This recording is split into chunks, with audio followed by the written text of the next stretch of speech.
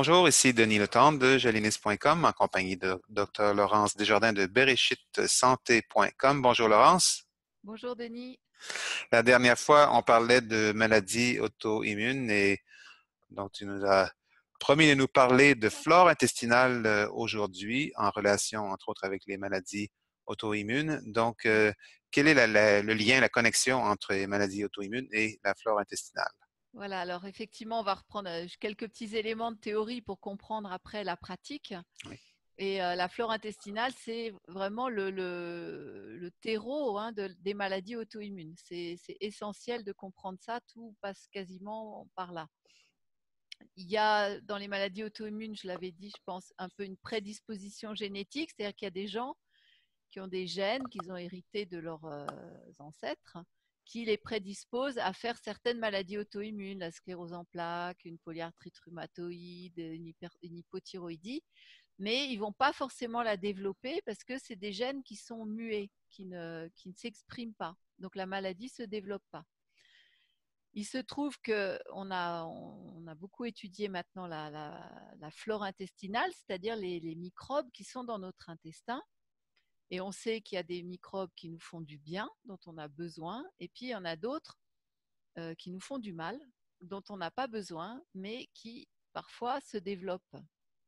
Et ces microbes-là, ils ont aussi un équipement génétique, ils ont aussi un ADN, et ils produisent donc des protéines qui envoient des signaux qui peuvent réveiller nos propres gènes.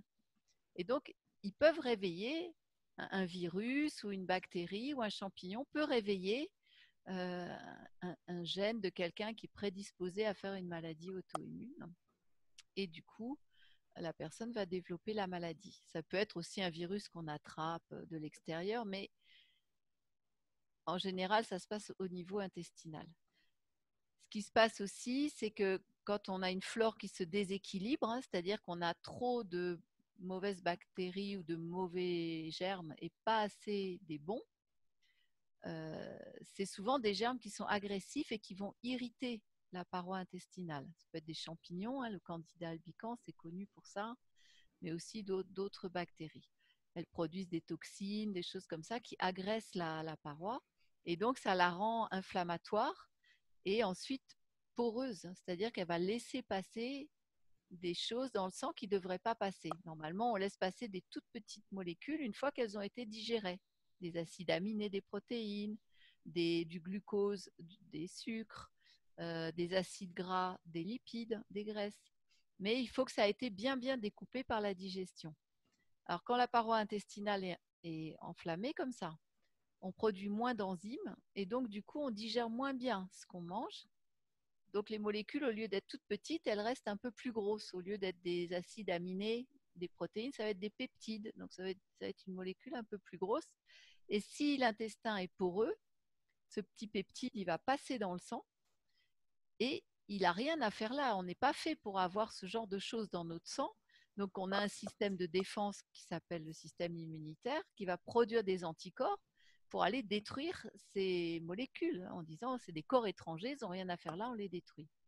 Sauf que si cette molécule, elle ressemble à du cartilage, par exemple, il peut y avoir une confusion avec notre propre cartilage. Et du coup, les anticorps, ils vont attaquer ces grosses molécules qu'on a absorbées, mais il va attaquer aussi notre propre cartilage.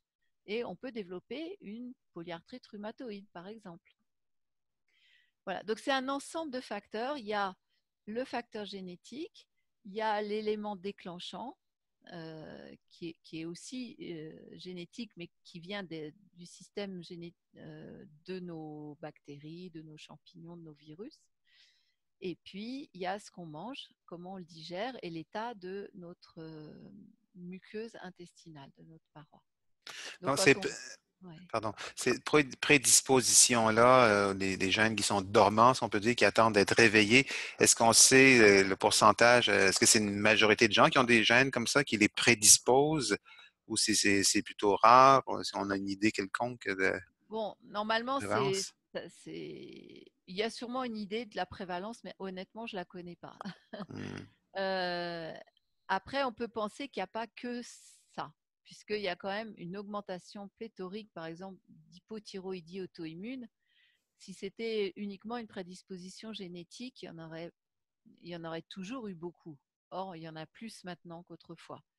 C'est pour ça que je parlais aussi de cette histoire de porosité intestinale où c'est pas forcément qu'une prédisposition génétique. Après, je me rappelle honnêtement pas le pourcentage, mais par exemple, il y a un pourcentage de la population générale qui a un groupe HLA B27. C'est un groupe génétique.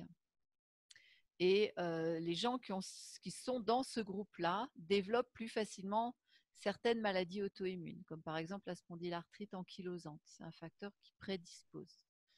Donc, eux, voilà, si leurs enfants héritent de ce groupe-là, comme on a un groupe sanguin A+, ou O-, voilà, on peut avoir aussi un groupe HLA. Et si on hérite du groupe HLA B27, on va être plus prédisposé. Après, ce n'est pas une fatalité. C'est ça qui est intéressant d'entendre, c'est que ça ne s'exprime pas. Pour s'exprimer, il faut qu'on le stimule. Mais il y a aussi des facteurs environnementaux qui peuvent être, je pense, indépendants de la génétique. On avait parlé aussi de la vitamine D la dernière fois. On disait que dans les pays où il y a beaucoup de soleil, il y a quand même moins de maladies auto-immunes parce qu'il y a beaucoup de vitamine D qui est synthétisée et qui module le système immunitaire, qui le régule. Donc, voilà. D'ailleurs, une parenthèse, la vitamine D, l'autre fois, on a parlé que c'était vraiment indispensable d'en prendre en hiver dans les pays nordiques comme les nôtres. On n'a pas parlé, je crois, de la quantité recommandée par jour Alors, pour un la adulte. quantité recommandée pour l'adulte, quelqu'un qui veut juste faire de la prévention, qui a une peau claire, tout ça, c'est à peu près 40 unités par kilo de poids. Quelqu'un qui est malade, il faut faire au moins 50 unités. S'il faut faire des dosages, si on voit qu'il y a une carence, on peut même monter à 70 unités par kilo. Hein. Bon, donc, si on reste sur une base de 50 unités, quelqu'un qui fait 50 kilos, 5 x 5, 25, il faut qu'il prenne 2500 unités par jour de vitamine D3. Voilà. Parfait. Question par rapport au syndrome de l'intestin perméable, qu'on dit en français? Oui, C'est ça? exact. Ouais. Est-ce que les signes qu'on peut reconnaître, quelqu'un veut savoir est-ce que ça m'affecte? Est-ce qu'il y a des signes faciles sans aller faire des tests médicaux? Bon, il n'y a pas vraiment besoin de test. Bon, la maladie auto-immune par elle-même est en général assez Oui. significative.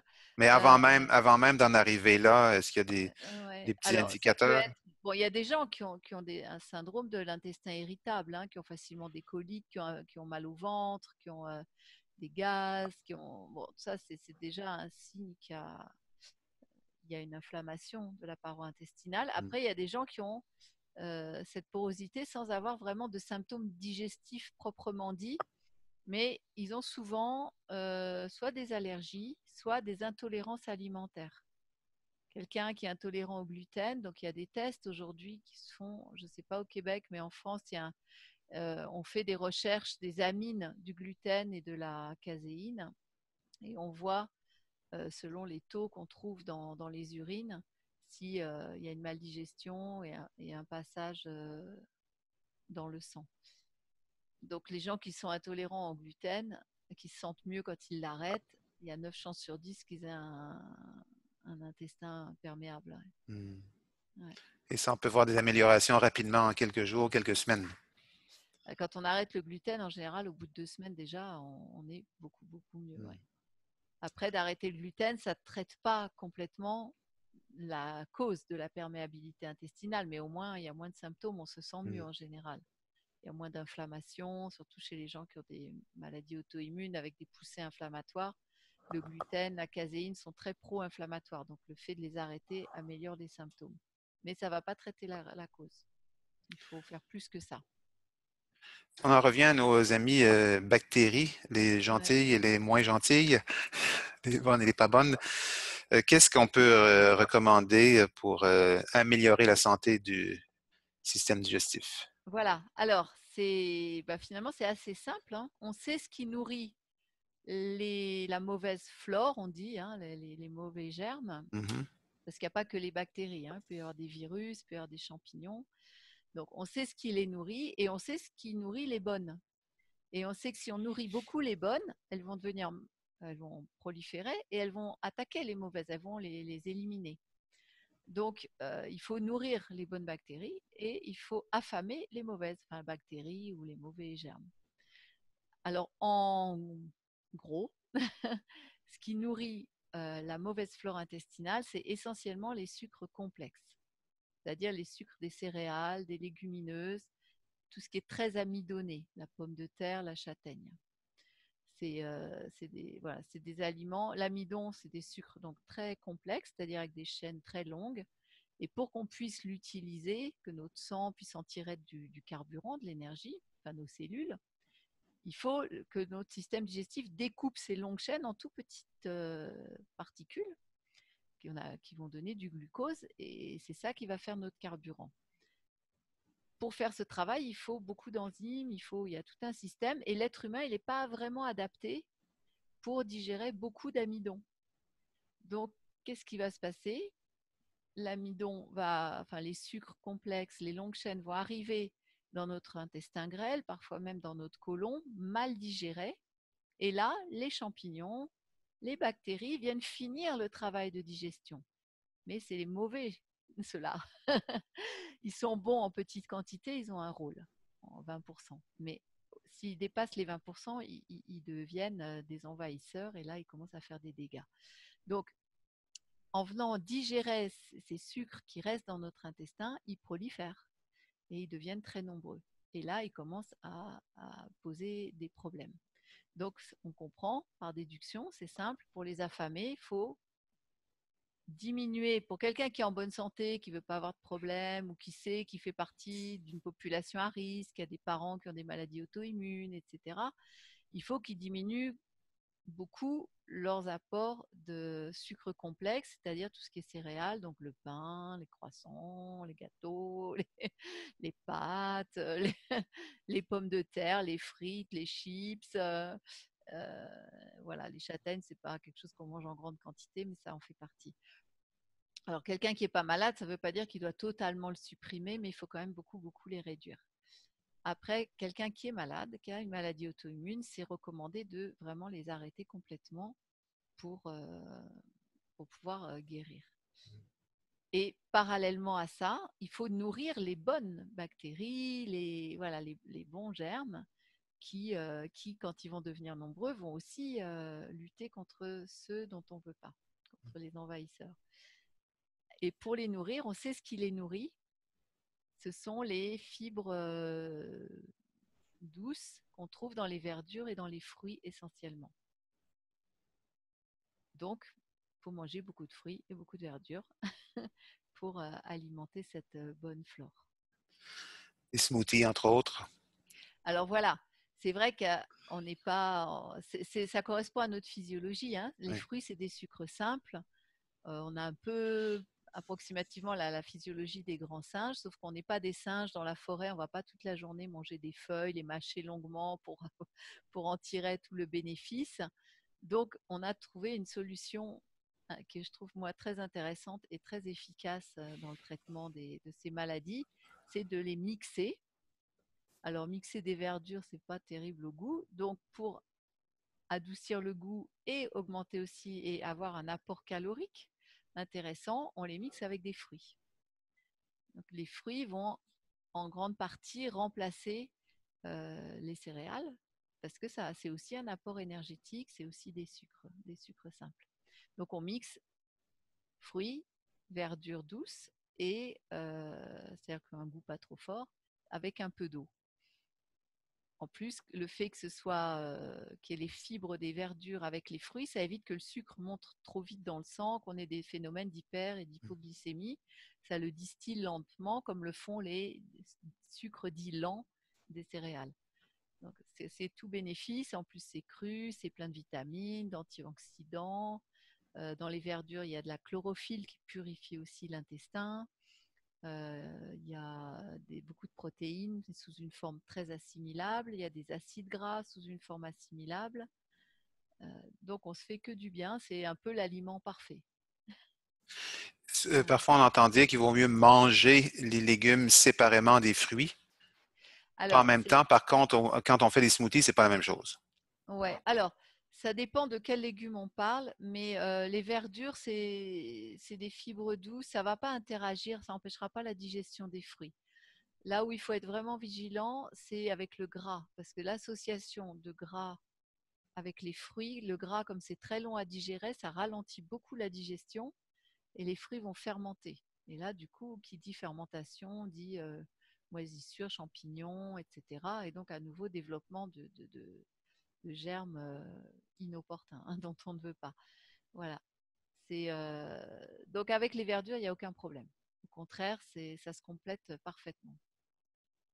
Donc ça, c'est un bon. Après, on peut aussi croquer des fruits, manger des verdures comme ça, mais pour, en plus, il faut voir que dans ces pathologies, souvent la digestion est quand même moins bonne parce qu'on fabrique moins d'enzymes Mhm. dans notre intestin.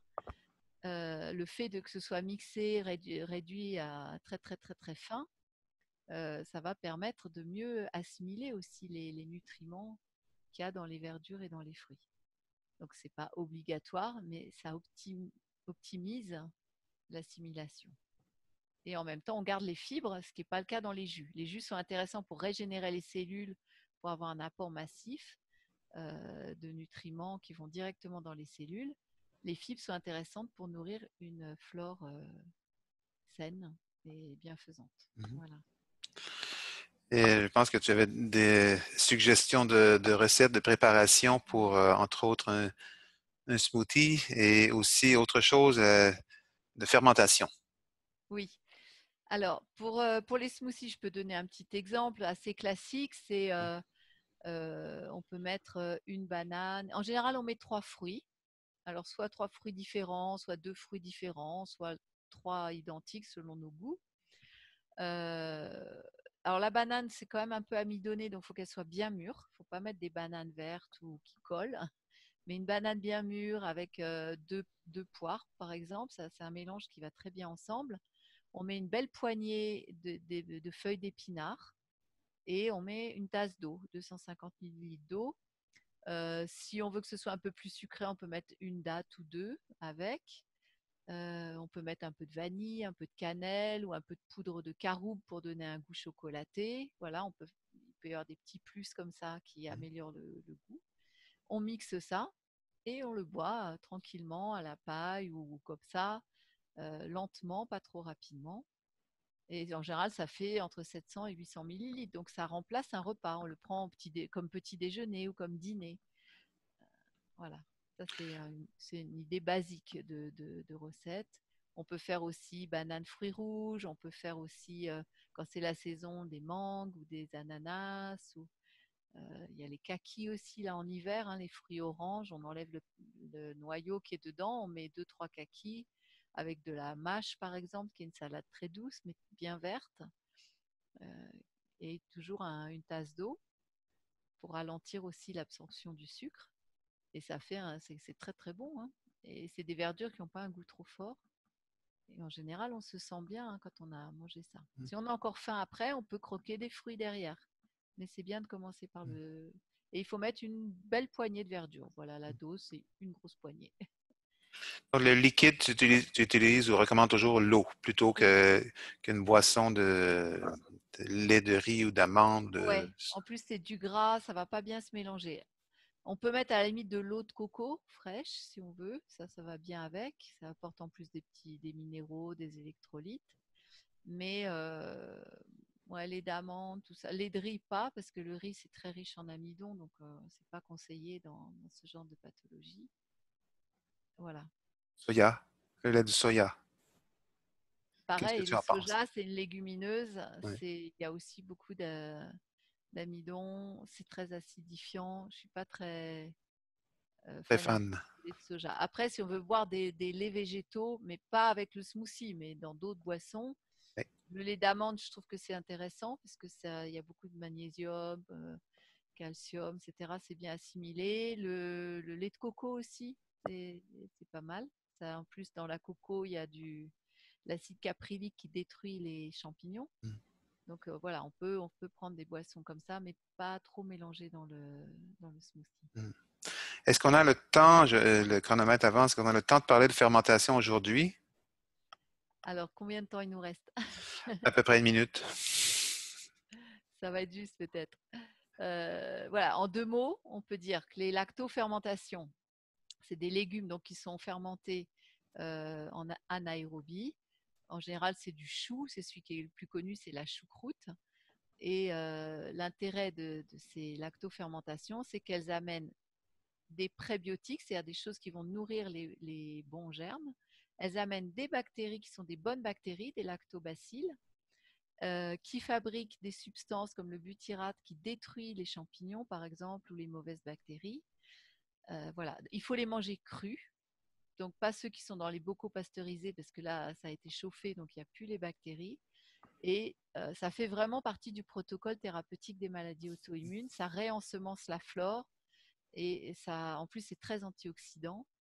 On en mange au moins 2 cuillères à soupe par jour, plus si on aime bien, mais voilà. Après, on peut le fabriquer soi-même, c'est très simple. On râpe très finement un chou, idéalement du chou rouge, c'est mieux que le blanc. Et on met 1% de gros sel. Donc pour 100 grammes de chou rouge, on va mettre 1 gramme de gros sel non raffiné surtout, très important, sinon ça ne marche pas. On le mélange avec, on laisse un quart d'heure macérer et après on le presse pour faire sortir le jus. On prend un bocal avec un caoutchouc parce qu'il va y avoir du gaz qui va sortir. Si on ferme un bocal normal, il va exploser. Mm. Donc les bocaux de conserve avec le caoutchouc, on met ce chou rouge dedans et on presse très fort pour faire sortir le jus. Il faut que ce soit couvert par le jus. Il ne faut pas que ce soit au contact de l'air pour que ça soit anaérobie, Mm. c'est-à-dire sans oxygène. On met un petit poids dessus, un anti-montelé en verre ou quelque chose comme ça. On ferme, on clique. On met ça un peu à l'abri de la lumière dans une pièce tiède, assez un peu chaude. Et on attend 3 semaines. Au bout de 3 semaines, c'est prêt. On l'ouvre. Ça doit sentir un peu acidulé, hein, mais ça ne doit pas avoir pourri ni moisi. Et on en mange 2 cuillères à soupe par jour. Les gens qui sont un peu fragiles, ils commencent avec juste une cuillère à café. Ça se conserve très bien au frigo une fois ouvert. Et tant que c'est pas ouvert, on le met juste dans une pièce plus froide et ça se garde 1 an et plus, hein. Donc c'est voilà, on l'a dit. Peut-être j'ai dépassé la minute, mais La prochaine fois que je serai de passage à Jérusalem, on va faire des démonstrations. Ce serait plus pratique, ouais, plus ouais, visuel. c'est vrai, D'ailleurs, c'est vrai. comme ceux qui nous suivent, vous savez qu'on a préparé un séjour là-bas, dans la région de la mer Morte, le désert et tous les environs, la Galilée, et des endroits qui vont faire partie du programme. Donc, suivez-nous de près, ça s'en vient. On va avoir plus de détails, mais suivez-nous de près. Ne manquez pas vos infolettres. Si vous n'êtes pas abonné, je vous invite à le faire sur jolinis.com. Si vous avez des questions, il y a un service de consultation qui est offert par Dr Desjardins sur bereshitsanté.com. On va sur BERESHIT, santé sans accent.com. Et là, il y a un petit formulaire de contact pour prendre contact avec toi. En quelques secondes, le carnet de prescription du docteur Desjardins aujourd'hui, qu'est-ce qu'on fait, cher patient? Donc on a dit, on fait des jus, on mange, euh, on arrête de manger des céréales et des légumineuses. On mange beaucoup de fruits, beaucoup de verdures, si possible plutôt en smoothie. Et pour la densité alimentaire, parce qu'on a besoin de calories dans les pays froids comme le vôtre, on peut rajouter en plus des légumes qui sont quand même riches en hydrates de carbone, c'est riche en sucre, mais des sucres qui sont plus simples que l'amidon. Ça va être essentiellement la patate douce, les carottes, euh, les courges, un peu comme le potimarron, la courge butternut. On peut manger un peu des petits pois, du maïs frais. Et puis tous les autres légumes qui existent mais qui vont être moins denses. Donc voilà, on privilégie cela. On n'abuse pas trop des matières grasses parce que ça perturbe aussi la flore intestinale s'il y en a trop, mais il en faut quand même un peu. On peut mettre une cuillère d'huile de coco ou une cuillère d'huile d'olive ou manger de l'avocat ou faire des petites sauces aussi qu'on mixe, hein, pareil, dans un petit blender avec des amandes trempées ou des noix de cajou trempées, mélangées à des petits légumes, des épices, des herbes. On peut mettre ça sur les légumes, c'est agréable. Donc voilà, beaucoup de crudités. Majoritairement, on commence les repas par des crudités et après, on peut manger des légumes cuits. Et il y a une pseudo-céréale qui est acceptable, c'est le sarrasin. Si on le fait pré-germé, c'est-à-dire qu'il faut le faire tremper toute une nuit dans l'eau. le trempage, ça lance la germination et ça transforme les sucres complexes en sucres plus simples. Donc, il ne faut pas en abuser quand même, ça reste une graine. Mais voilà, pour les gens qui ont vraiment envie, ça leur manque, ils peuvent prendre ça. Et les gens qui sont pas malades, qui veulent, voilà, qui aiment le pain, tout ça, je recommande de manger plutôt du pain au levain, puisque le levain acide transforme un petit peu les sucres complexes en sucres plus simples aussi et rend donc les céréales plus digestes. Et ça évite comme ça de se surcharger en amidon et d'alimenter les mauvaises bébêtes. Voilà. D'accord. Alors, ben, ça devient une habitude. On a carrément dépassé le chrono, mais C'est pas grave, c'est c'est pas grave. divertissant. Faut quand même prendre le temps Ouais, d'écouter, ouais, c'est d'écouter vrai. quand des choses qui peuvent améliorer tout le restant de la semaine. Donc, Ouais, merci à tous pour votre temps, votre attention. Merci, Laurence, et à très bientôt. avec plaisir. À bientôt. Au revoir. Au revoir.